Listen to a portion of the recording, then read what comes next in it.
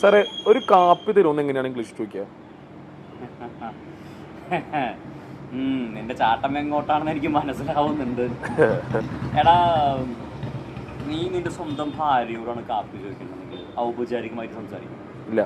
ഇല്ല. ഒരു കാപ്പി എടുത്തിട്ട് നിലവിൽ വളരെ സിമ്പിളാണ്, കോഫി അത്ര ഉള്ളൂ. അല്ലാണ്ട് excuse me could you please give A coffee please എന്ന് പറയും. എന്തൊന്നും അറിയതല്ല. നിനക്ക് നിന്റെ ഭാര്യയോട് അങ്ങനെ സംസാരിക്കാൻ പറ്റില്ല. അങ്ങനെയാണെങ്കിൽ നീ മലയാളത്തിൽ നിന്റെ ഒരു കാപ്പി തടി എന്താണെന്നുണ്ടെങ്കിൽ ഇംഗ്ലീഷിലും കോഫി എന്ന് പറയാൻ പറ്റും. പിന്നെ അവിടെ എക്സ്ക്യൂസ് മീ ഫുഡും പ്ലീസും വയ്ക്കാൻ പറ്റില്ല. ക്ലിയർ ആയോ?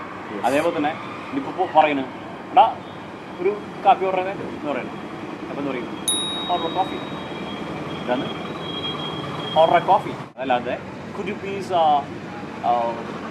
ഓഫർ കോഫി പ്ലീസ് എന്ന് പറയാൻ പറ്റില്ല. ക്ലിയർ ആയോ?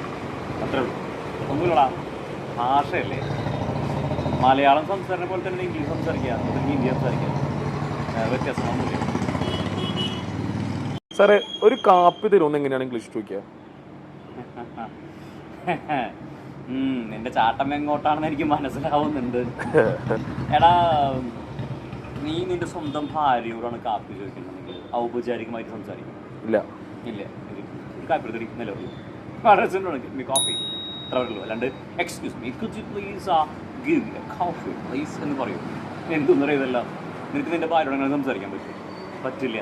അങ്ങനെയാണെങ്കിൽ നീ മലയാളത്തിൽ നിന്റെ ഒരു കാപ്പി തടി എന്താണെന്നുണ്ടെങ്കിൽ ഇംഗ്ലീഷിലും കോഫി എന്ന് പറയാൻ പറ്റും. പിന്നെ അവിടെ എക്സ്ക്യൂസ് മീ ഫുഡും പ്ലീസും വയ്ക്കാൻ പറ്റില്ല.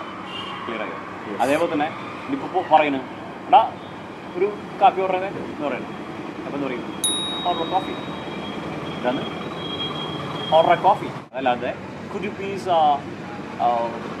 ഓഫർ കോഫി പ്ലീസ് എന്ന് പറയാൻ പറ്റില്ല. ക്ലിയർ ആയോ? അത്രേ ഉള്ളൂ. ഒന്നുമില്ലടാ, ഭാഷയല്ലേ. മലയാളം സംസാരിക്കുന്ന പോലെ തന്നെ ഇംഗ്ലീഷ് സംസാരിക്കുക, ഹിന്ദി സംസാരിക്കുക, വ്യത്യാസമൊന്നുമില്ല.